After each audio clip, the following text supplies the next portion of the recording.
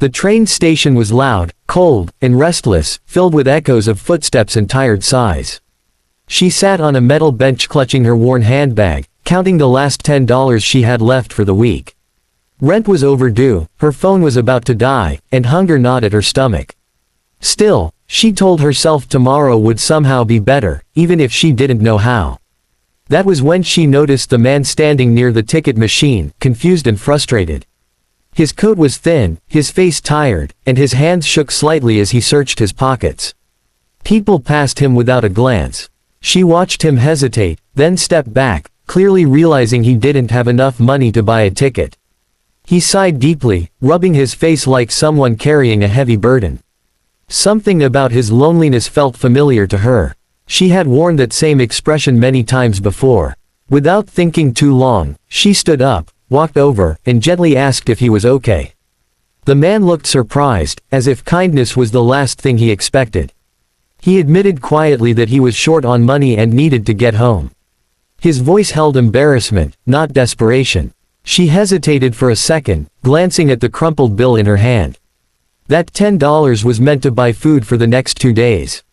Still, something inside her refused to turn away. She placed the money into his palm and smiled softly. "Take it," she said.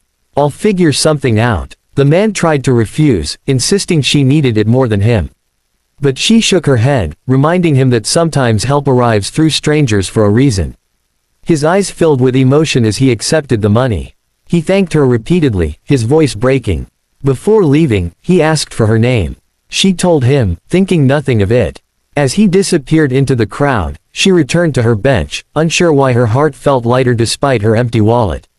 That night, she walked home instead of taking the bus, replaying the moment in her mind. Fear crept in as reality settled. There would be no dinner, no backup plan. Yet strangely, she didn't regret what she had done. She slept with an empty stomach but a peaceful conscience. 3 days later, while working a long shift at a small cafe near the station, a black luxury car stopped outside. It caught everyone's attention. A well-dressed man stepped out, confident and calm, followed by 2 assistants. The cafe fell silent as he walked in and looked straight at her. It took her a moment to recognize him. Clean-shaven, tailored suit, polished shoes, but it was the same man. The stranger from the station. Shock froze her in place. He smiled warmly and greeted her by name, confirming it was no coincidence. He asked if he could sit with her. Confused and nervous, she agreed. That's when he revealed the truth. He wasn't a struggling traveler. He was a self-made millionaire who had lost trust in people after years of betrayal. That day at the station, he had disguised himself to see if kindness still existed. Her $10, he explained, meant more to him than millions ever had.